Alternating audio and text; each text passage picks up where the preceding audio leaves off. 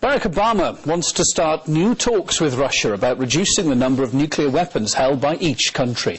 The London Times newspaper reports that the new US president will aim to cut the number of weapons by an ambitious 80%. Now, this would mean that each country would possess around 1,000 warheads.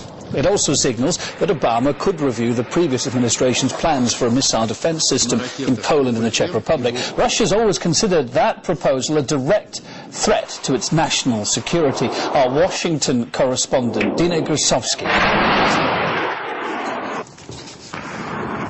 Well, Barack Obama is setting up a non-proliferation office at the White House, which would oversee talks between Moscow and between Washington. Now, remember, any treaty would replace that 1991 U.S.-Soviet Strategic Arms Reduction Treaty. That actually expires in December. Now, key to this initiative is, of course, the review of that anti-ballistic missile defense shield in Eastern Europe. Now, even though no official decision has been made as to how to deal with that, experts say that the fact that Barack Obama is even delaying placing that shield there kind of sends a positive message to Moscow that maybe this is an issue that Washington and Moscow can really cooperate on and perhaps improve their relations in the future.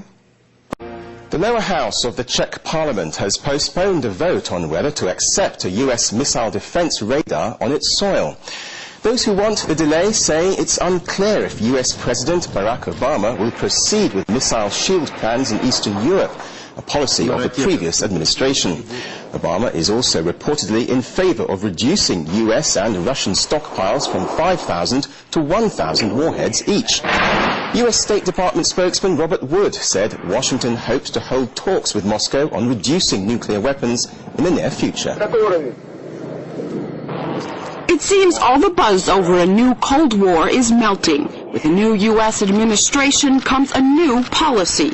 Russia has already reacted to President Obama's plans to reduce U.S. nuclear weapon stockpiles by 80%. The Times quotes Russia's Deputy Prime Minister Sergei Ivanov as saying, "We welcome the statements from the new Obama administration that they are ready to enter into talks and complete within a year, in this very confined time frame, the signing of a new Russian-US treaty on the limitation of strategic attack weapons."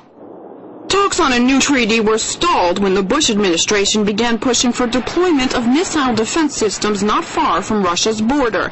And although it's not clear if Obama will push on with the plans, a new treaty could be a new start. I think the Obama administration is keen to reach out to Moscow. It doesn't see Russia as a country that it needs to have problems with. The current treaty, signed in 1991 by the Soviet Union and U.S., expires in December. It reduced stockpiles for both from 10,000 to 5,000. If the U.S. halts missile shield plans in Poland and the Czech Republic, talks on a new treaty might get rolling, and stockpiles could be further reduced to 1,000 warheads each. There's a general consensus, I think, both governments realize that they have a number of threats that are elsewhere, and they would benefit from mutual cooperation between the United States and the Russian Federation. And with the financial crisis in full swing, missile defense plans, which would cost the U.S. $4 billion a year, might be put on the back burner. That could do Russia-U.S. relations good, but also relations with the American taxpayer, who might not realize $4 billion a year is only a small slice of the defense budget. But for ordinary people, it's no small change. Anisa Nawe, RT, Moscow.